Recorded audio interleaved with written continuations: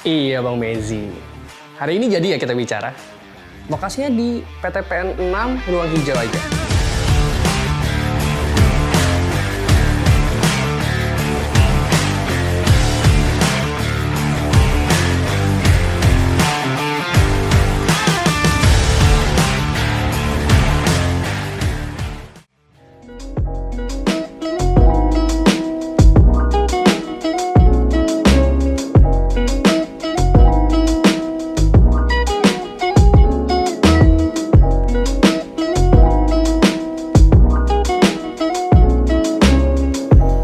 So, you won't believe it, but today kita bakal ngobrol dengan Mezi Arsento, entrepreneur muda kota Jambi yang punya beragam prestasi dan beragam cerita. Kita langsung aja ketemu orangnya. Hai Bang Mezi. Ya, halo. Lama nggak jumpa. Sama-sama. Gimana kabarnya Bang sekarang? Alhamdulillah, kabar baik. Sehat ya? Duduk dulu kita. Oke, baik. Kita biar santuy, slow. Aduh, terima kasih nih. Yo. Jadi nih, sekarang kesibukannya apa sih Bang Mezi? Baik, kesibukan saya hari ini memang di dunia entrepreneur ya. Entrepreneur ya gimana? Entrepreneur, saya lebih ke wira swasta atau wirausaha. Beberapa usaha yang saya gelutin, ya, memang usaha pertama saya bergerak di bidang periklanan, kemudian percetakan dan konveksi. Terus hari ini ya kita mulai merambah ke dunia peralatan olahraga, khususnya shuttlecock bulu tangkis. Serius sih Bang? Iya. Yo, banyak banget berarti ya Bang, kayak memang bener entrepreneur muda. Soalnya dari berbagai sektor ya. Kayak tadi kan Dari sudah- berbagai sektor. Memang basic saya awalnya sebenarnya salah satunya dulu mantan birokrat. Oh, mantan Dan birokrat. memang saya pernah mengenyam pendidikan di dunia pemerintahan, bahkan saya sempat bertugas kurang lebih 11 tahun di dunia pemerintahan. Lama juga ya, karena soalnya 11 tahun gitu. 11 tahun dari 2006 sampai 2018. Nah, 2019 terakhir saya aktif. Perjalanan usaha ini ya sampai hari ini saya memilih untuk berkarir di dunia usaha. Ya, Karena khususnya mendalaminnya. mendalamin, lebih fokus. Ya, dan memang saya meninggalkan birokrasi saya dan saya menuju ke bagaimana menjadi seorang wirausaha yang sukses. Tapi kayak beberapa dari anak muda yang aku juga sempet dulu ngegali sedikit tentang Bang Mezi Arsento. Kan abang dulu startnya dari PDN ya kan? Ya, Terus itu gimana Bang? Karena IPDN ini kan susah, tapi abang juga tetap bisa berwirausaha ya? iya, memang saya berkuliah di Institut Pemerintahan Dalam Negeri, khususnya di PDN itu kita ditempa sebagai seorang birokrat yang nantinya disiapkan bisa berproses di dunia pemerintahan, baik di pusat maupun di daerah. Saya juga dalam tatanan proses pembelajaran pendidikan juga saya tetap mengasah dunia usaha saya. Bahkan alhamdulillah ketika pada waktu itu kita telah menyelesaikan jenjang pendidikan sebagai sarjana pemerintahan, teman-teman bangga dengan hasil sertifikat sarjananya. Juga saya juga bangga dengan sertifikat sarjana saya, tapi juga saya alhamdulillah di saat yang bersamaan saya bisa beli mobil sendiri dengan hasil usaha saya di dalam kampus. Ya, saya ya itu yang pengalaman menarik bagi dunia usaha dan dunia birokrasi saya. Itu gimana sih bisa kayak kan berujung dengan membeli mobil sendiri setelah tamat ya kan? Iya. Berarti itu selama pas lagi kuliah juga kan? Pas lagi kuliah saya mungkin dukungan orang tua dan keluarga ya. Saya juga waktu itu karena hobinya dari usaha konveksi, saya tahu saya kuliah di Jatinangor dan sekitar Jawa Barat, Bandung itu kan penghasil kreativitas dalam dunia fashion.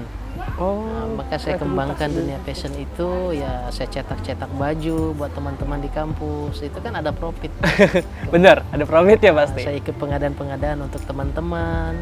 Maka saya kembangkan itu dan teman-teman senang dengan desain-desain yang kita tampilkan. Alhamdulillah, sehingga itu mendapatkan keuntungan bagi saya dan teman-teman yang ikut bergabung di dunia konveksi pengadaan di kampus. Nah, kemudian juga saya melihat ada peluang lain waktu itu. Di saat teman-teman suka merental motor ketika jam istirahat atau jam pesiar, kan kita dalam dunia kampus memang kita tinggal di kampus, kita di asrama, tapi kita juga ada yang namanya izin bermalam ataupun izin pesiar. Nah itu kan teman-teman butuh kendaraan, maka saya juga berkolaborasi sama teman-teman di luar, kita bikin penyewaan motor, kemudian kita bikin penyewaan mobil waktu itu. Kayak kesempatan di dalam kesempitannya Ya, pas banget gitu. kita bisa melihat peluang ya. Peluang jatuhnya ya. Iya, peluang. Usaha itu kan adalah bagaimana menilai peluang-peluang sehingga menjadi sebuah keuntungan. Menurut abang nih dari kaca entrepreneur muda ya bang, kalau di anak-anak muda zaman sekarang kayak mahasiswa deh, itu Iya. kan sebenarnya kalau di masa pandemi kayak ini bisa banyak banget peluang yang dimanfaatin. Benar. Hari ini tatanan baru pasti berubah ya. New normal dengan kondisi situasi pandemik ya, apalagi kampus tutup, kemudian pendidikan juga terbatas, maka kita harus banyak berinovasi. Inovasinya ya seperti hari ini ya, usaha di bidang online bisa ditingkatkan, kemudian bagaimana usaha-usaha di bidang yang ada hubungan kaitannya dengan tatanan baru lah. Karena kita juga dibatasi oleh kunjungan tempat, kemudian kita dibatasi oleh tidak boleh berkumpul gitu kan, maka usaha-usaha baru pun akan muncul di sini. Banyak usaha baru ya, mungkin seperti mengantar makanan nantinya, kemudian mengolah makanan yang selama ini bisa dibeli jadi diantar. Ini sebenarnya harus diinovasikan. Cuma harus berani buat action ya bang, Iya, ya kan? pasti. Tapi kalau menurut abang ya bang, setelah kita baru beberapa waktu nih ya duduk di Iya. sini, asik nggak sih? Asik ya? Asik banget duduk di sini, asik. Kemudian dia menawarkan tempat yang berbeda dari tempat yang Iya, lain ya. bener. Jauh dari kebisingan, walaupun di pinggir jalan, tapi cukup menarik.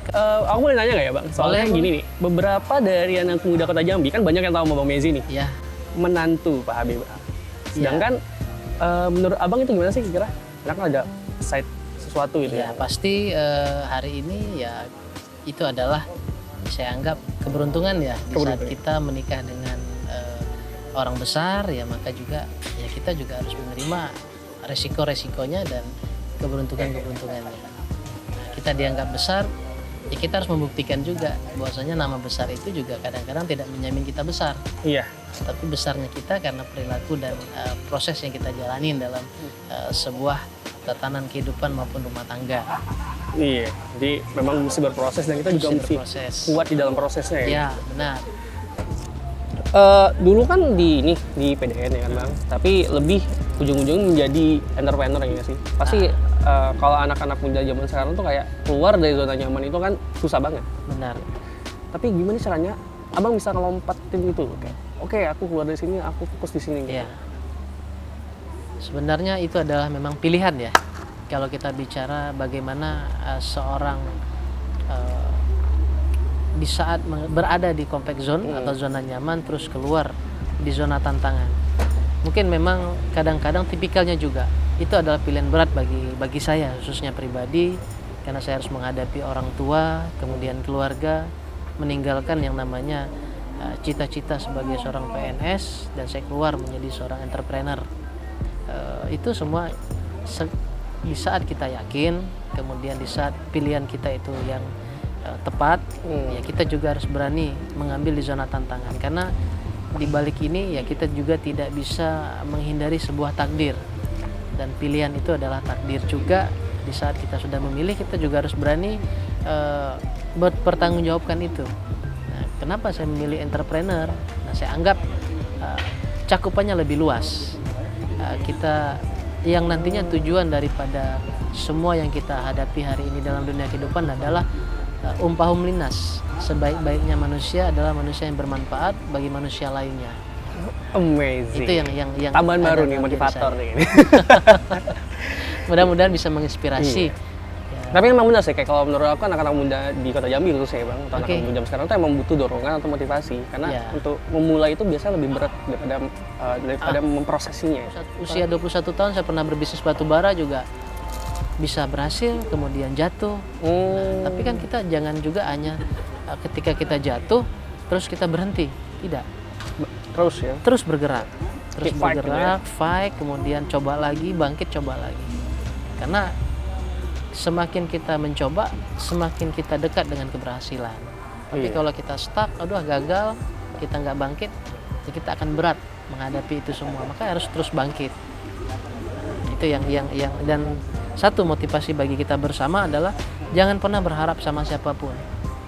Kenapa jangan pernah berharap sama siapapun? Ketika harapan kita itu tidak sesuai dengan kenyataan, kita akan kecewa. Maka kita harus betul-betul mengoptimalkan potensi diri kita. Mari kembangkan sendiri, buka sejauh-jauhnya jaringan, dan terus tingkatkan kepercayaan ke setiap orang. Sehingga ketika kita berbisnis, kita tentu tidak bisa sendiri. Mesti kita berbisnis ketemu partner yang tepat, ketemu orang-orang yang tepat, dan lingkungan yang tepat. Itu kalau di dunia usaha. Link berarti wajibnya. Jaringan. Jaringan, sorry. Jaringan. Aku punya salah satu yang mesti dipilih. Oke. Jaringan atau nilai? Itu anak mahasiswa sering banget tuh. Oke, nilai. Nilai. Kalau saya nilai. Kenapa tuh? Ketika kita bernilai, maka dimanapun tempatnya kita ada sesuatu. Oh, benar. Tapi kalau jaringan, ketika jaringannya sudah tidak ada, kita tidak punya nilai. Oh, benar. Ketika kita memilih nilai, maka kita sudah pasti akan kebuka jaringan. Ya. Artinya nilai itu tidak hanya nilai dari akademisinya saja, tapi nilai sebagai personalnya.